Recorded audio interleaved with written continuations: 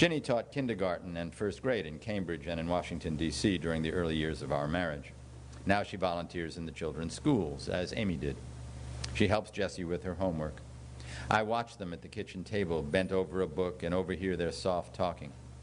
Ginny asks, how does the chrysalis protect itself against predators? Jessie says, it shakes to scare them off.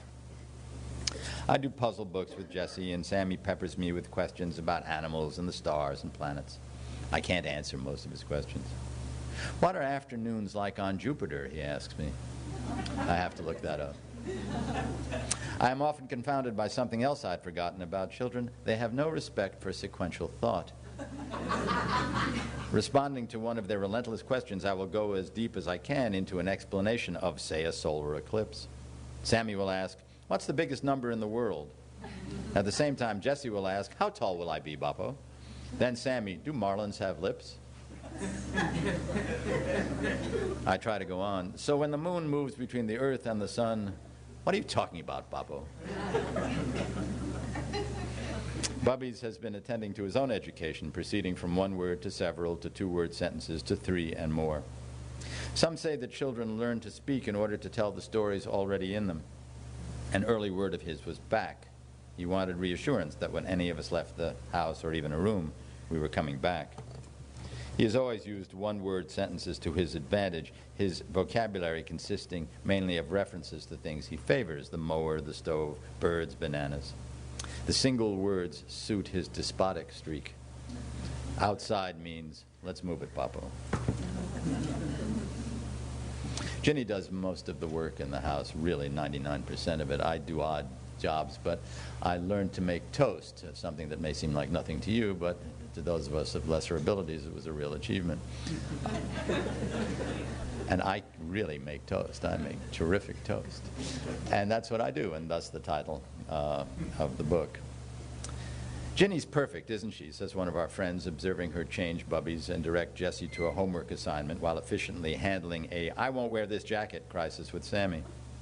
Nobody's perfect, I say, and tell him a story that makes my and Hannah Montana's point. We were living in Cambridge, and Carl was 5, Amy 2. It was the night before Easter, and the Easter Bunny was about to pay his nocturnal visit. Carl had grown apprehensive at the prospect of an oversized egg-bearing mammal skulking about the house. At 11 p.m., Ginny and I were headed for bed. Carl emerged from his room and asked, "Is the Easter Bunny here yet?" "No," we said, and he went back to his room. At about 1 a.m., he reappeared at our bedside. "Is the Easter Bunny here yet?" "No," we said. "Go back to bed," said Ginny. "You'll hunt for the eggs in the morning." At 2 a.m., there was Carl with the same concern. I don't think he had slept. Again at 3. He stood by our bedside at 4 a.m. and awakened us one more time. Before he could get out his question, Ginny sat straight up and shouted, "There is no fucking Easter Bunny."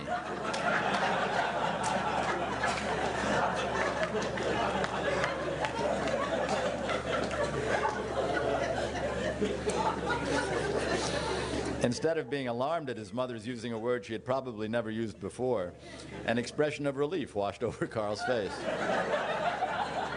He returned to his room a happy boy. I tell the children, Ginny too, tell the children stories about Amy as a little girl, and this follows that, not in sequence, but that's the reference. And Amy's story I do not tell Jessie and Sammy involves the time we were moving from Cambridge to Washington. We had applied to several schools for Carl and Amy, including one with a snooty reputation in which we had little interest, but we were obliged to cover the bases. In a taxi on the way to the children's interviews at that school, Ginny and I realized we'd left Nanny, Amy's security blanket, back at the hotel. After a while, so did Amy.